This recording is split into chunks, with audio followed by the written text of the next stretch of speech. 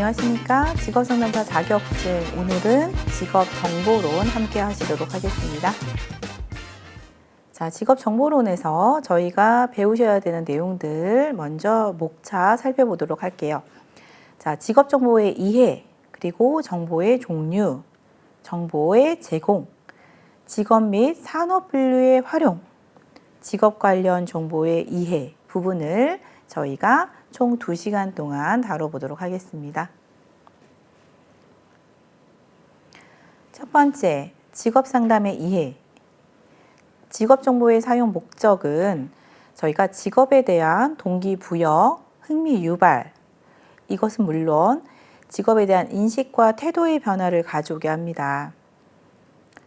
직업에 있어서 근로자는 현재와 미래의 자신의 근로 설계를 설계할 수 있도록 지원하고 있고요. 일의 과정과 부가적인 환경, 그리고 일에 대한 여러 가지 특성들을 알려주면서 자신이 알지 못했던 직업 세계와 직업 비전에 대해서도 이해할 수 있도록 해주죠. 이외에 근로자로서 다양한 역할 모델에 대한 부분들, 이 부분들을 제시해 주는 것이 직업정보의 사용 목적입니다. 직업정보는 내담자의 직업 선택에 대한 의사결정을 돕고 직업 선택의 지식을 증가시킵니다. 내담자로 하여금 자신의 선택을 점검하고 재조정할 수 있는 기회를 주고요. 다양한 직업들을 간접적으로 접할 수 있는 기회를 제공해 줍니다. 또한 여러 가지 대안의 직업적 정보들을 제공한다라는 측면에서 기능하고 있죠. 이것을 각각 역할에 따라서 구별해서 보신다면 첫 번째, 노동시장적 측면을 보실 수 있습니다. 노동시장적 측면에서의 직업 정보는 청소년 미취업 대상자들에게 진로 선택에 대한 참고 자료로 활용되고요. 구직자에게는 구직 활동을 촉진하는 기능을 하죠. 국가적 측면에서는요, 국가가 직업 훈련의 기준을 설정하고 적절한 훈련 정책을 입안하여 고용 정책 결정의 기초 자료로 활용됩니다. 각각 시장과 기업과 국가적 측면에서 직업정보의 기능과 역할이 다양하다라고 하는 측면 알아주시면 좋겠습니다. 자, 중요한 부분은 브레이필드의 직업정보 기능입니다. 브레이필드는 직업정보 기능을 3가지로 제시하였죠. 첫 번째, 재조정 기능입니다. 직업 정보를 통해서 직업 선택의 지식을 증가시킵니다. 이걸 토대로 내담자의 의사결정을 돕죠. 그래서 정보를 제공했다, 정보적 기능이죠. 두 번째, 재조정 기능입니다. 내담자 스스로 선택한 직업에 대해서 점검하고 재조정할 수 있도록 돕습니다. 그래서 다시 자신의 의사결정을 조정해 본다라는 의미고요. 세 번째, 동기화 기능입니다. 직업 선택의 의사결정을 할 때 직업 선택의 의사결정 과정 중에 책임감을 갖도록 한다라는 측면이 있죠. 이게 바로 동기화 기능입니다. 이 3가지 기능이 시험에서 자주 출제되고 있습니다. 두 번째, 직업정보의 종류. 자, 직업정보는요, 공공직업정보와 민간직업정보로 나뉩니다. 공공직업정보는 정부 및 공공단체와 같은 비영리 기관에서 공익적인 목적으로 생산, 제공하는 정보입니다. 전 기간에 걸쳐 지속적으로 조사, 분석하고 있고요. 전체 산업과 전체 업종에 걸쳐 대상이 됩니다. 국내 또는 국제적으로 인정되는 객관적인 기준에 근거한 직업 분류 체계를 따르고 있고, 특정한 정보만 강조하지 않고 보편적인 항목의 기초적 직업정보 체계로 구성되어 있습니다.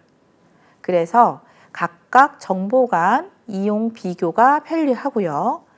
정부 및 공공기관 주도로 생산 운영되기 때문에 무료로 제공되고 있습니다.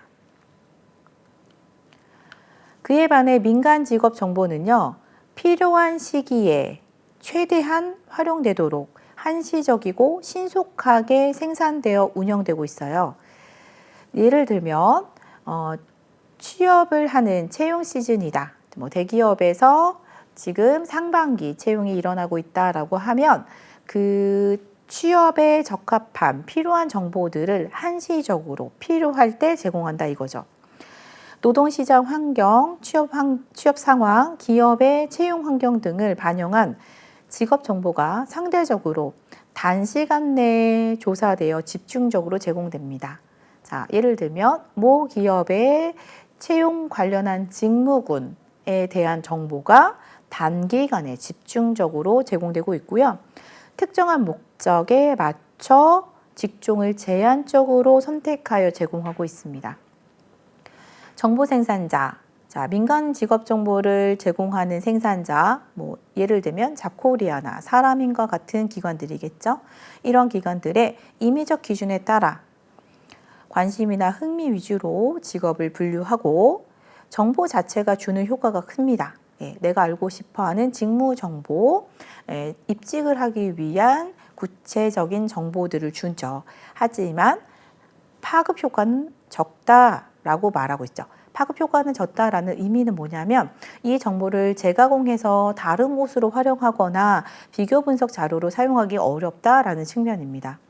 자, 이 민간 직업 정보 딱 맞춤해서 요구하는 특성들에 부합하여 제공되기 때문에 정보 자체의 어떤 기능이라든지 효과는 좋지만 이것들의 파급 효과는 낮다. 알아두시고요. 이런 측면에 있어서 다른 직업 정보와의 비교가 적고 활용성이 낮다라고 하는 측면도 6번에 기술되어 있습니다. 자, 민간이 제공하기 때문에요. 비용과 시간이 듭니다. 그래서 유료로 제공되고 있는 것이 특징입니다. 공공직업 정보와 민간직업 정보를 비교하여서 정리를 해주셔야 돼요. 자, 제가 표로 만들었습니다. 보기 좋게. 그래서 민간직업 정보는 정보의 지속성이 한시적이다, 단절적이다. 반면에 공공은 지속적이다.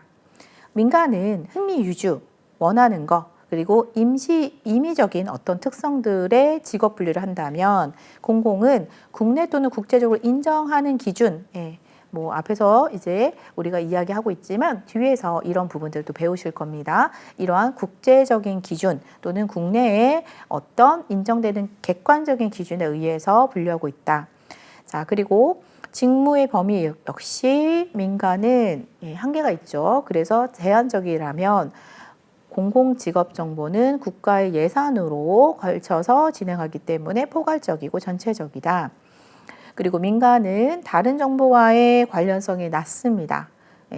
반면에 공공직업정보는 다른 정보에 미치는 영향이 크고요. 이를 재가공하여 사용하실 수 있어요.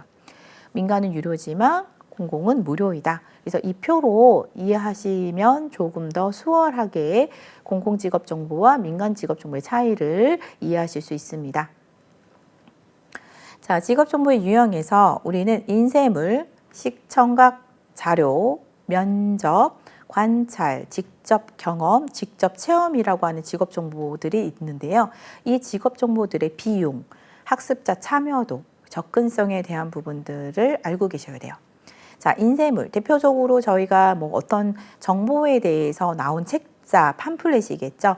자, 이것은요, 비용이 다른 것에 비해서 낮습니다. 그래서 적고요. 그리고 학습자 참여도는 인쇄물이 주어지죠. 안 볼 수도 있다는 거죠. 수동입니다. 하지만 배포가 되니까 접근성은 용이하다. 자, 시청각 자료는 영상 자료입니다. 영상 자료를 만드는 건 기본적으로 비용이 들어가죠. 그래서 비용이 높다. 학습자 참여도는 우선은 내가 여기서 이 자리에 있는 상황에서 영상을 틀어주면 보게 되죠. 그래서 수동적인 경우가 있습니다. 자, 접근성은요, 영상을 보는 사람들만 제한적입니다. 자, 면접은 그에 비해서 시청각 자료에 비해서 비용은 낮다. 하지만 면접을 봐야 되죠.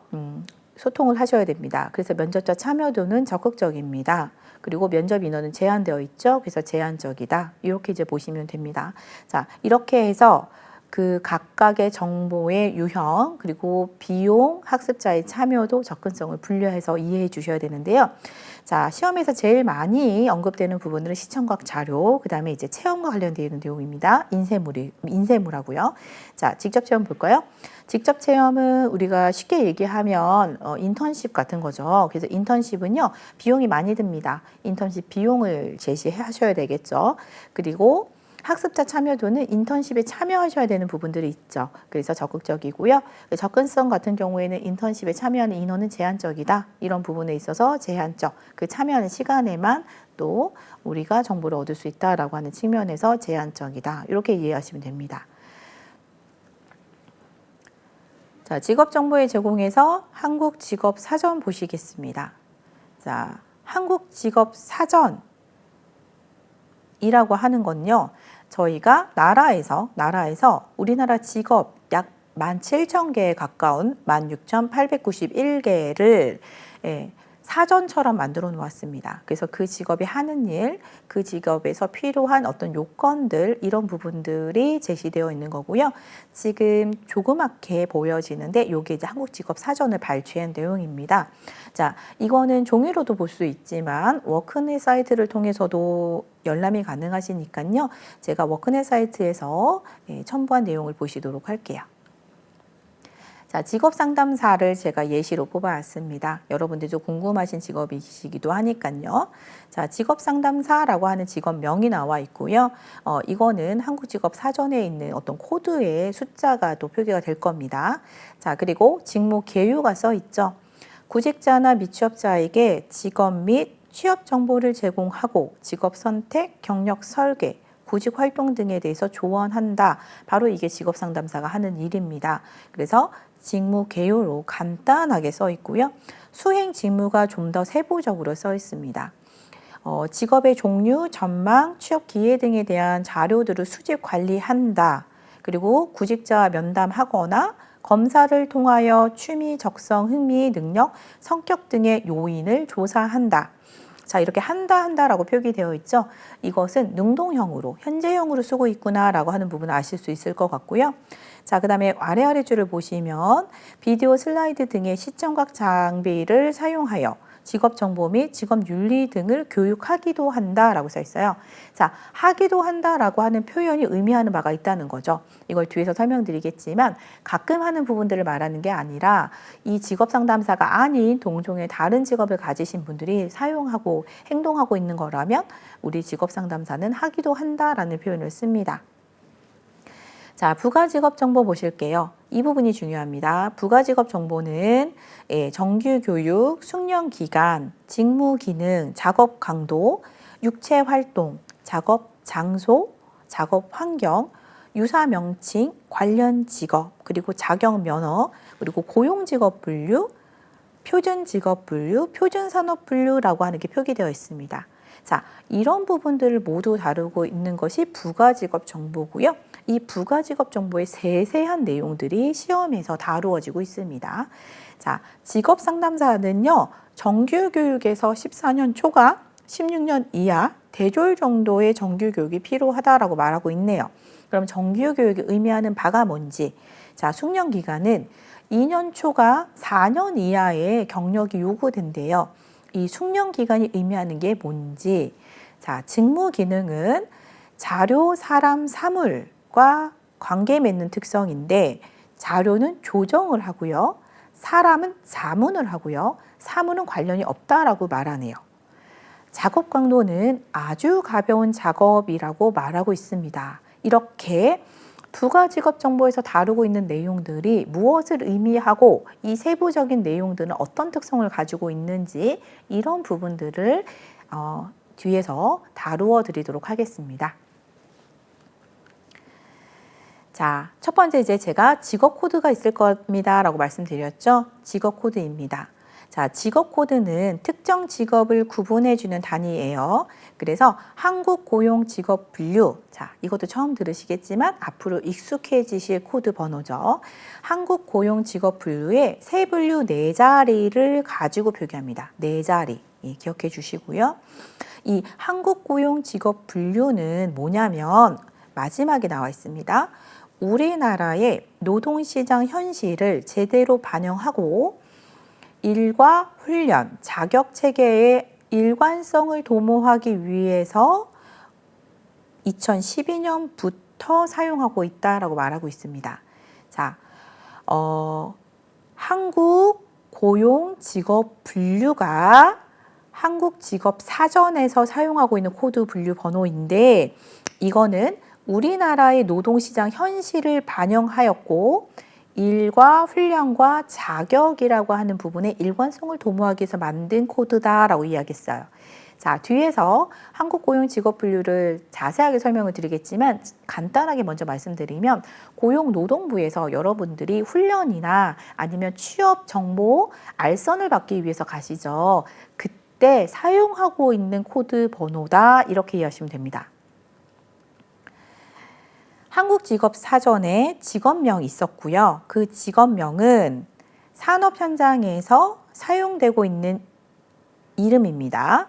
사업주가 근로자를 모집할 때 사용하는 명칭, 사업체 내에서 일반적으로 통용되는 명칭, 구직자가 취업하고자 할 때 사용되는 명칭, 해당 직업 종사자 상호 간의 호칭, 그 외 각종 직업 관련 서류에 쓰이는 명칭들을 말합니다.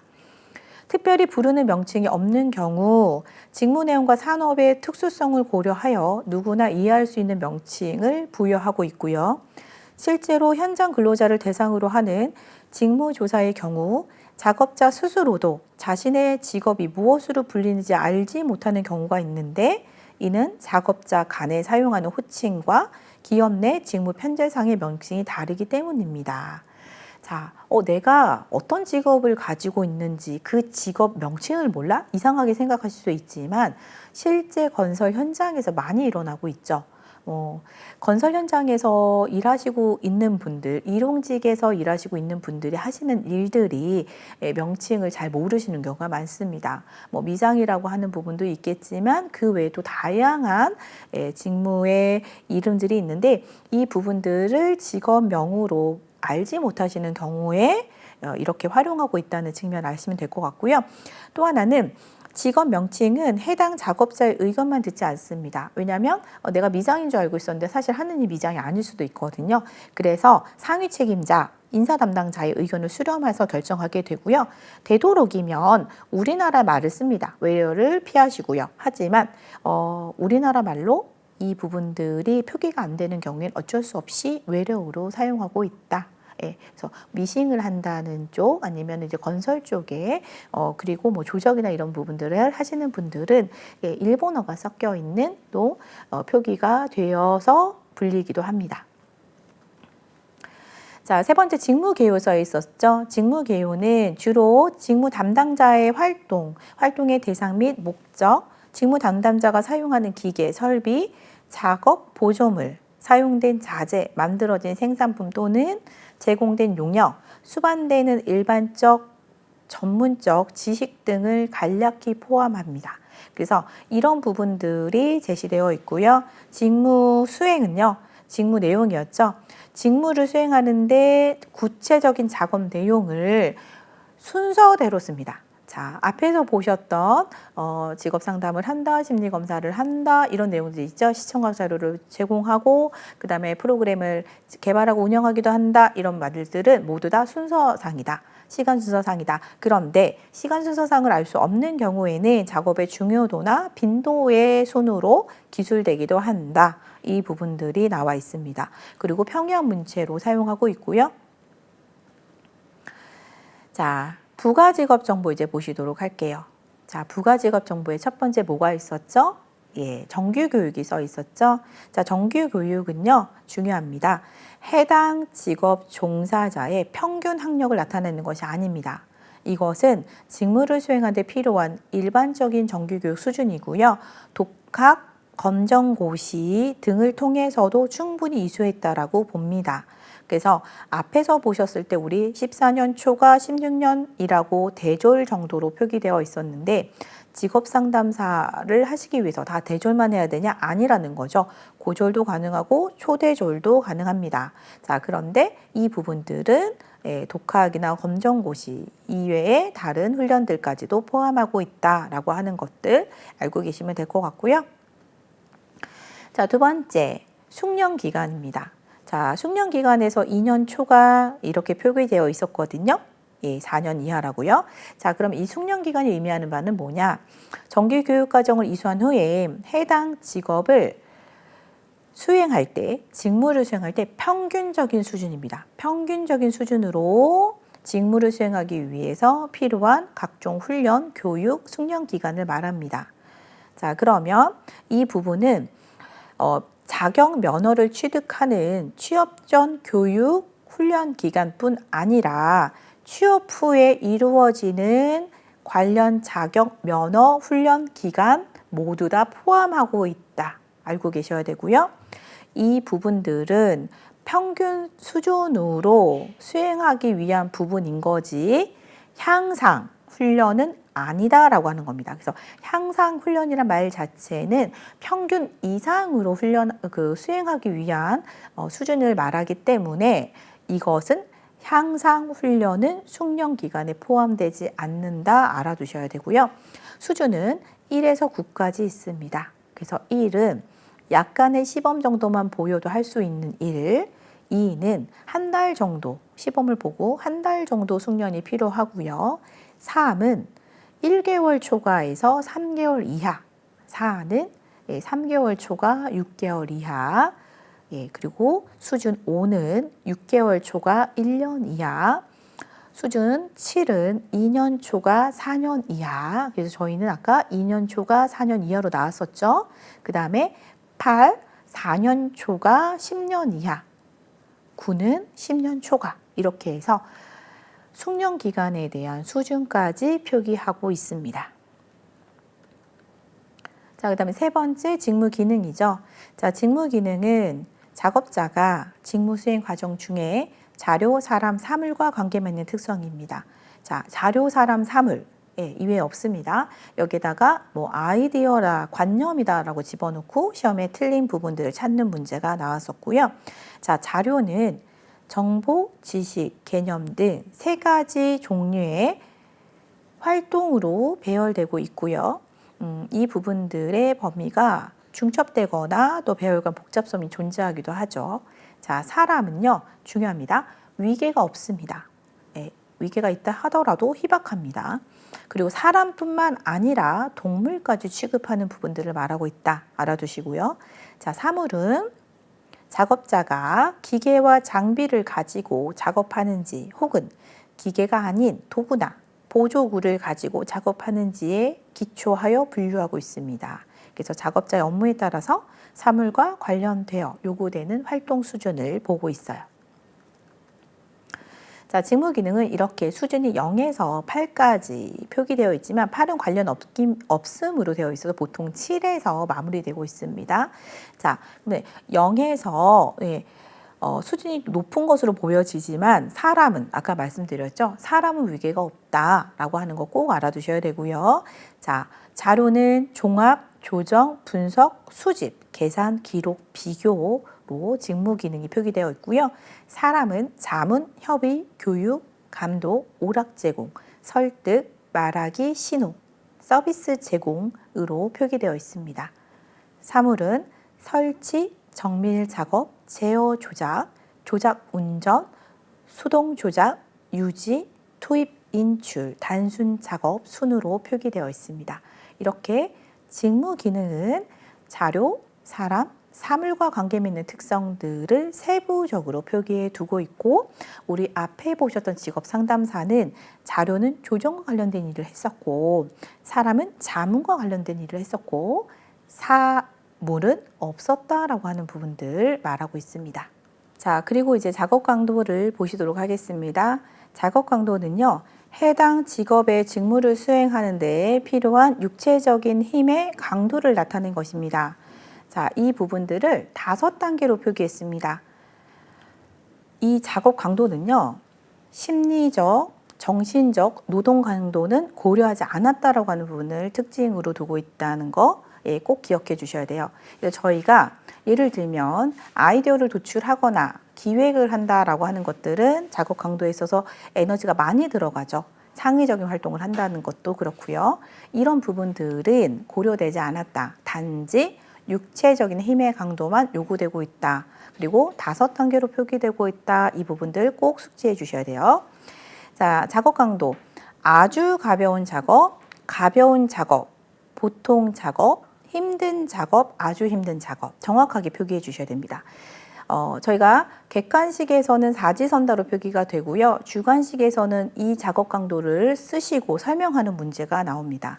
여기서 글자의 내용들이 모두 다 충족되게 사용을 써 주셔야 된다라고 하는 것들, 이 부분들이 직업상담사 시험에서 좀 고려되셔야 된다라고 하는 것들 잊지 마시고요.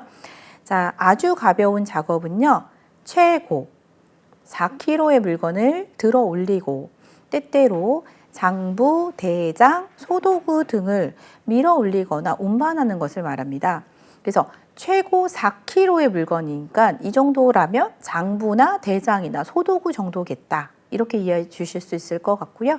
저희가 이제 직업상담사에서 아까 작업 강도를 보셨을 때 아주 가벼운 작업이다라고 말했죠. 실제 직업상담사들은 뭐 상담 장부, 요 정도, 업무 대장, 요 정도만 옮기시죠. 그래서 아주 가벼운 작업이다라고 이해하실 수 있습니다. 두 번째, 가벼운 작업입니다. 자, 가벼운 작업은요, 최고 8kg의 물건을 들어 올리고 4kg의 물건을 빈번히 들어 올리거나 운반하는 것을 말합니다. 그러면 앞에서 보셨던 것보다는 2배 정도의 무게가 될 거고요. 이런 부분들을 걷거나 서서 하는 작업이 대부분이고요. 또는 앉아서 하는 작업이다 할지라도 팔과 다리로 밀고 당기는 작업을 수반할 때 무게가 매우 적을지라도 이 작업까지도 포함하여 이야기하고 있습니다. 아주 가벼운 작업보다 가벼운 작업은 약 2배가 된다. 이렇게 이해하시면 되고요. 보통 작업. 자, 보통 작업을 기준으로 두시고 생각하셔도 좋아요. 자, 보통은 최고 20kg의 물건을 들어 올리고 10kg의 물건을 빈번히 들어 올리거나 운반합니다. 자, 최고 20kg라고 하면 저희가 쌀 반가마 정도 되겠죠. 그리고 10kg를 빈번히 들어 올리는 부분들, 이게 보통 작업이고요. 힘든 작업은 2배가 됩니다. 그래서 최고 40kg의 물건을 들어 올리고 쌀 한 가마 정도 되겠죠. 그리고 20kg의 물건을 빈번히 들어 올리거나 운반한다. 반가마 정도 되는 쌀을 자주 이동시킨다라고 하는 거죠. 이런 부분들이 조금 힘이 드실 수 있을 것 같아요. 자, 아주 힘든 작업은요. 40kg 이상의 물건을 들어 올리고, 여기서 이상이라고 하는 표기 꼭 체크해 두셔야 됩니다. 그 다음에 20kg 이상의 물건을 빈번히 들어 올리거나 운반한다. 여기서도 이상 나오죠? 체크해 주셔야 돼요. 그래서 힘든 작업과 아주 힘든 작업은 내용이 비슷한데, 힘든 작업은 최고 40이에요. 그런데 아주 힘든 작업은 40kg 이상, 20kg 이상, 이 차이가 있습니다. 그래서 실제로 시험에서는 각 강도별 내용을 쓰시오라고도 제시하고 있기 때문에 이 내용들의 포인트까지 확인하시고 작성을 해주셔야 됩니다. 자, 그 다음에 5번째, 부가직업 정보 육체활동입니다.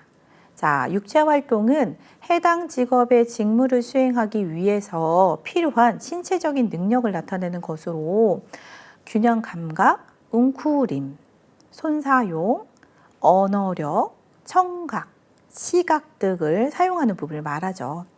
자, 균형 감각이라고 하는 거는 다 아시는 내용이죠. 신체의 균형을 유지하는 것이 필요합니다. 예를 들면 도장을 한다든지 용접을 하시는 분들, 그 다음에 철골을 조립하시는 분들은 거기 위에 올라가서 균형을 유지하신 채 작업을 하셔야 되겠죠. 이런 부분들이 필요하겠다. 자, 웅크림. 웅크리고 작업하시는 부분이죠. 예를 들면 오토바이를 수리한다 또는 도금을 한다 라고 하는 부분들이 있으시죠. 웅크리고 하루 종일 작업할 수 있으셔야 된다라고 하는 거고요. 손사용, 손을 잘 사용할 수 있는가, 손의 정밀함을 이용할 수 있는가라고 하는 거고요. 대표적으로는 뭐 예술가들, 그 악기를 다루시는 분들이 있을 거고요. 설계를 하시는 분들도 있을 거고요. 그리고 의사, 의료자의 경우에는 수술을 하셔야 되겠죠. 이런 부분들이 포함됩니다.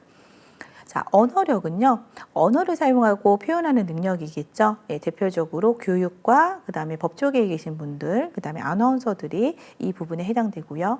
자, 청각은 잘 들을 수 있는지, 그다음에 소리의 유무를 판단할 수 있는지에 대한 부분이죠. 그래서 대표적으로 피아노 조율사, 그리고 음향 관련 직업들이 있겠습니다. 자, 시각은 일상적으로 사용하는 눈이 아니라 시각적 인식을 하는 부분까지 말하고 있습니다. 그래서 측량을 하시는 부분들, 제도사, 그다음에 항공기 조정사, 그리고 보석 감정원 같은 경우들을 이야기하고 있습니다. 그래서 각각의 직업에서 필요한 육체 활동에 대한 것들을 확인해 주시는 것도 직업 상담서로 중요한 부분이겠죠. 네, 6번째 작업 장소입니다. 작업 장소는 해당 직업의 직무를 주로 수행하는 장소가 어디인지를 보시고 그 근무 시간의 비율에 맞춰서 작업 장소를 구분하시는데요. 실내, 실외, 실내외 세 가지로 구분하고 있습니다. 실내는 작업 장소가 75% 이상 실내에서 이루어졌을 경우에 실내로 분류하고 있고요. 그 외에 실외에서 이루어진다라고 하면 실외겠죠. 그리고 50대 50 비율이다라고 하면 실내외로 표기하고 있습니다. 앞서 보셨던 직업 상담사는 실내로 표기되어 있었죠. 저희가 외부의 온도로부터 자유롭고 보호를 받으면서 실내에서 업무를 처리하실 수 있습니다. 7번째로는 작업 환경입니다. 작업 환경은 해당 직업의 직무를 수행하는 작업원에게 직접적으로 물리적, 신체적 영향을 미치는 작업장의 환경 요인을 말하는데요. 작업자의 환경을 조사하는 담당자는 일시적으로 방문하고 또는 정확한 측정 도구를 가지고 있지 못한 경우가 일반적이기 때문에 이런 경우에는 조사자가 느끼는 신체적 반응 및 작업자의 반응을 듣고 판단하기도 합니다. 이 부분이 중요한 이유는 작업자는 상시 그 작업 환경에 노출되어 있기 때문에 느끼지를 못한다는 거죠. 예를 들면 저온에 지속적으로 일하신 분들은 이 상황이 심각한 저온이다 또는 심각한 소음이다 라고 하는 부분들을 느끼지 못합니다. 자, 예를 들어 공장에서 엄청나게 기계가 가동되고 있는 상황 안에서 소음이 상시적으로 유발되지만 그쪽에서 근무하신 분들은 오히려 청각이 둔해지면서 이 부분들을 인지하지 못하시는 경우가 많아요. 그래서 조사자가 실제 방문하여 느끼는 작업 환경에 대한 부분들까지도 보고하는 데는 의의가 있습니다. 하나씩 보시도록 할게요. 자, 저온 있습니다. 저온은 신체적으로 불쾌감을 느낄 정도로 저온이거나 신체적 반응을 야기시킬 정도의 저온으로 급변하는 경우를 말합니다. 자, 대표적으로 냉동고에서 일하시는 분들, 신선 냉장고에서 일하시는 분들이죠. 이런 분들은 저온이라고 하는 작업 환경에 노출되어 있습니다. 자, 그래서 일하시고 나셔서 충분히 휴게 시간을 가지셔야 되는 부분들 꼭 놓치지 말으셔야 되고요. 그 다음에 고온이라고 하는 부분이 있죠. 고온은 신체적으로 불쾌감을 느낄 정도로 고온이거나 또 신체적 반응을 야기시킬 정도로 고온으로 급변하는 경우입니다. 뭐 대표적으로 그 열이 많이 방사되는 기계 안에서 일하시는 분들도 고온이실 거고요. 그리고 땡볕에 그 열사병이나 이런 부분들의 우려가 있는 정도의 온도 안에서 또 일하시는 경우도 그렇겠죠. 자, 그리고 이제 다습입니다. 다습은 수분이나 액체에 직접 접촉되거나 신체에 불쾌감을 느낄 정도로 대기 중에 습기가 충만한 경우를 말합니다. 그래서 저희가 사실 여름에 습기가 많았을 때 바이오리듬도 생체 리듬도 많이 떨어지고 힘들어 하시죠? 이런 부분들이 작업 환경으로 좋지 못한 상황이고요. 자, 소음 진동. 엄청난 소음, 그 다음에 전신을 떨게 하는 진동이 있다는 거죠. 이런 경우에 역시 청각 장애까지 유발할 수 있고 생리적 영향을 미칠 정도로 위험한 요소가 된다. 자, 위험 내재. 이 부분이 시험에 언급되었습니다. 신체적 손상의 위험에 노출되어 있는 상황입니다. 자, 기계적 위험, 정기적 위험, 화상, 폭발, 방사선의 위험, 이렇게 5가지가 제시되어 있고요. 자, 기계적 위험은 이제 얼마 전에도 이제 기계에 딸려 들어가서 산재가 일어났던 상황들도 있었죠. 이러한 부분들의 위험이라고 보시면 됩니다. 그래서 기계에 노출되어 있어서 잠깐 실수를 하시면 인사사고까지 일어날 수 있는 부분을 말하고요. 정기적 위험이라고 하는 것은 고압 전선에 노출되어 있는 경우죠. 그리고 화상, 고열에 의해서 노출되어 화상을 입는 경우, 그 다음에 폭발, 폭발물을 관리하시거나 이런 경우에도 또 발생할 수 있고요. 그 다음에 방사선은 저희가 뭐 방사선사라든지 그와 관련되어 있는 비파계 검사 등등의 이제 작업들을 통해서 또 이런 부분들이 노출될 수 있습니다. 이게 위험 내재에 속해 있고요. 위험 내재에는 5가지 항목이 구성되어 있다. 알아두셔야 되고요. 자, 대기 환경 미흡도 시험에 언급되었습니다.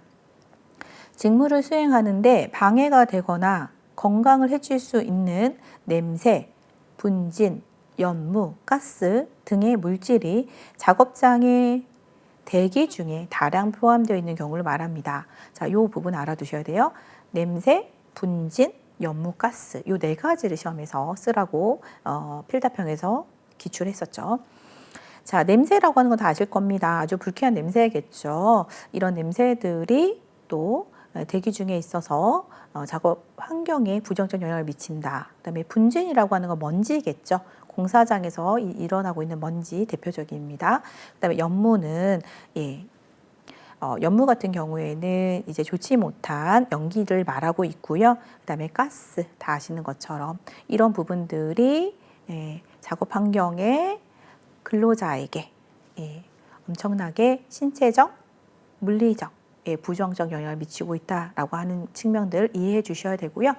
이것들이 실제 근로자가 이 직업에 진입하여 적응을 못하게 하는 이유가 되기도 합니다. 그래서 상담자들은 현장에 계신 분들은 실제 이제 공장이나 이러한 군소 기업에 취업을 하고자 하는 그 대상자가 있었을 경우에 이 기관들을 방문하시고 실제 작업 환경을 경험해 보셔서 이제 상담을 하시는 경우도 있습니다. 이제 그만큼 작업 환경에 대한 쾌적성이 중요해지고 있다. 알아두시면 좋을 것 같고요.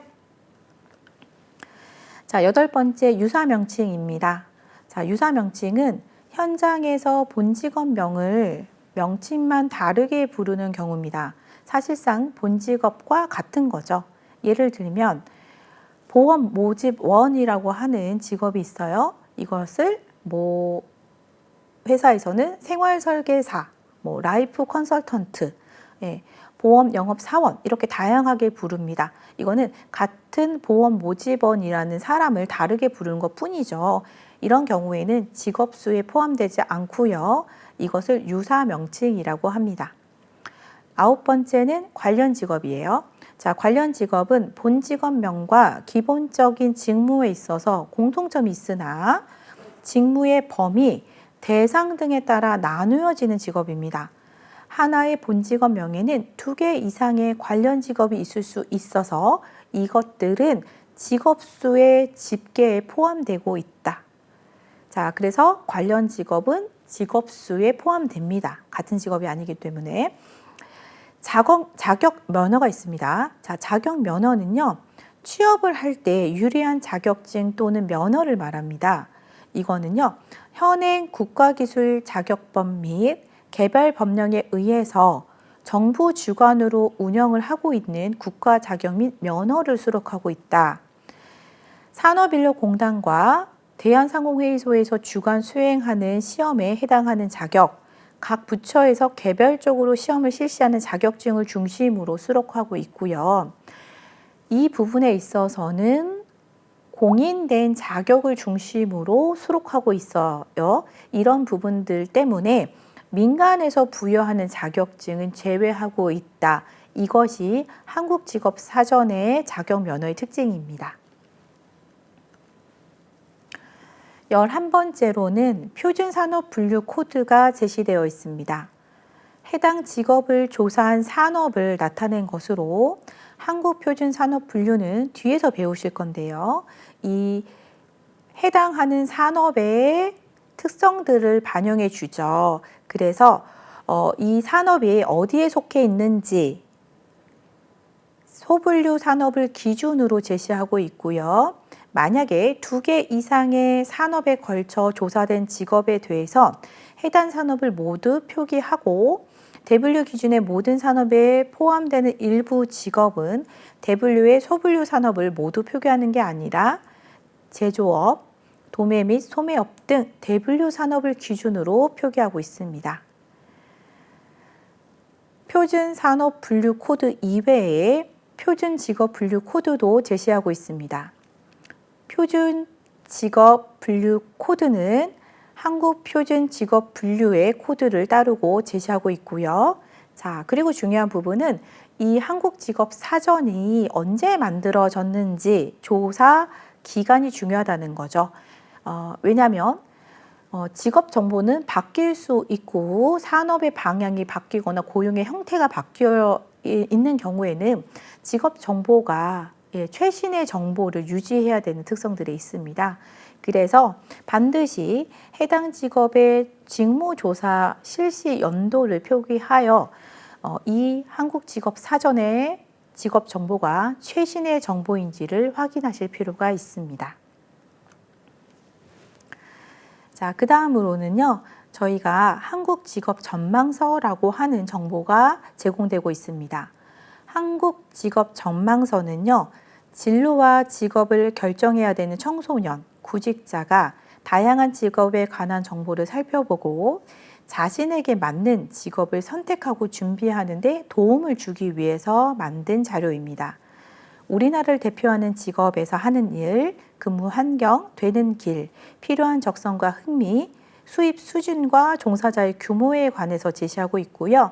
향후 10년, 이 부분 중요하죠. 향후 10년의 일자리 증감 여부에 대해서도 제시하고 있습니다. 이 정보는 2년을 주기로 하여 제시하고 있고요. 우리나라의 일정 규모 이상의 직업, 그중에 청소년과 구직자분들이 관심을 갖고 있는 직업을 순으로 하여 한국 직업 전망서에서 정보를 제공하고 있습니다. 자, 한국 직업 전망서의 구성 체계를 보시도록 할게요. 이 한국 직업 전망서 역시 한국 고용 직업 분류의 세 분류 수준의 명칭을 사용하고 있습니다. 이 부분에서는 하는 일, 근무 환경, 성별, 연령, 학력 분포 및 평균 임금. 자, 여기서 이제 평균 임금에 대한 제시 부분에서 임금을 하위 25%, 중위 50%, 상위 25%로 세 단계로 표현하고 있다. 알아두셔야 되고요. 되는 길은 교육과 훈련을 무엇을 받으면 되는지, 관련 학과는 어디가 있는지, 관련 자격과 면허는 무엇이 있는지까지 제시되어 있고요. 앞에서 한국직업사전은 공인된 국가 자격만 제시되었다라고 한다면 여기서는 공인된 민간 자격까지 수록되어 있습니다. 그리고 적성과 흥미, 경력 개발, 일자리 전망을 제시하고 있습니다. 자, 일자리 전망은 향후 10년간 일자리 전망을 제시한다라고 하는 부분 중요하다고 말씀드렸고요. 이것을 5가지의 구간으로 표현합니다. 자, 감소, 다소 감소, 현 상태 유지, 다소 증가, 증가 이렇게 5구간으로 제시하고 있다. 알아두셔야 되고요. 자, 관련 직업 그리고 분류 코드, 관련 정보처까지 제시하고 있습니다. 이외에 한국 직업 정보 시스템이라고 하는 노후 사이트가 있는데요.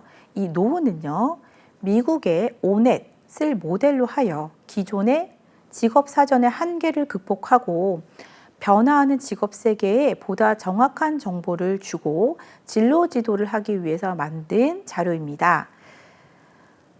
미국의 오넷 사이트는 우리나라의 워크넷 사이트와 같은 곳이고요. 이 부분들을 주제별로 분류하여 제시하고 있다는 것이 특징입니다. 산업 현장에서 요구되는 지식, 그 다음에 수행, 능력, 성격과 흥미, 일자리 전망, 자격 훈련 등의 항목을 조사하여 수록하고 있고요. 직업정보 찾기를 토대로 키워드 검색, 조건별 검색, 평균 연봉, 직업 전망에 따른 부분들, 그리고 카테고리별 검색 등을 통해서 우리가 직업 정보를 수집할 수 있습니다. 자, 하는 일은 앞서 보셨던 한국직업 사전처럼 직무 개요, 수행 직무, 그 다음에 관련 직업에 대한 내용들이 제시되어 있고요. 교육과 자격과 훈련, 임금, 그 다음에 만족도, 전망 등을 통해서 앞으로 이 직업을 입직하기 위해서 필요한 부분들, 그리고 그 입직에 도움이 될 만한 정보들을 제공해 주고 있습니다. 그리고 이 일이 어떠한 능력과 지식과 환경으로 구성되었고 요구되는지, 성격과 흥미를 요구하고 있는지, 그리고 업무의 활동들은 어떻게 이루어지고 있는지에 대한 부분들이 제시되어 있어서 조금 더 구체적인 정보를 얻으실 수 있다라고 하는 것이 특징입니다. 자, 그리고 한국직업 정보 시스템에서 유효한 정보는 학과 정보 있는데요. 이 학과 정보를 통해서 여러분들이 앞으로 진로 준비를 할 때 이 부분들을 고려하여 학과로 진학을 할 수 있다는 거죠. 그래서 학과에는 인문계열, 그 다음에 경상계열, 자연계열, 공학계열로 구별하여 보실 수 있고요. 이외에도 예체능 계열이 있는데요. 이 부분들은 크게 혼돈이 안 되지만 공학계열과 자연계열 중에 학과가 이 계열과 잘 연계되어 있는지를 확인하실 필요가 있습니다. 그래서 이 부분들이 간혹 저희 필답형 이외에 객관식 문제에서 출제되고 있다는 거 이해 부탁드리겠습니다. 네, 여태까지는 저희가 직업 정보에 대한 부분들을 보았다면 이번에는 직업 및 산업 분류의 활용과 관련되어 있는 자료들을 보시도록 하겠습니다. 여기서 좀 어렵게 느껴지시는 용어들이 많으실 텐데요. 앞에서 이제 제가 계속 반복드리면서 설명을 드렸던 내용들이 중복하여 정리되어 체계화시킨 내용이라고 이해하시면 될 것 같습니다. 자, 4번 직업 및 산업 분류의 활용입니다. 첫 번째, 한국표준 직업 분류. 한국표준 직업 분류는요, 7차 개정을 통해서 지금 최신의 자료들이 나와 있습니다. 매번 저희가 개정을 하게 되는데 7차 개정 내용에서는요, 대분류는 2007년 6차 개정과 동일하게 했지만 중분류 이하 단위의 분류 체계를 중심으로 개정을 추진하고 있었다. 그리고 전문 기술인의 직무 영역 확장 등에 따라 지식 정보와 사회 변화상을 반영하였다.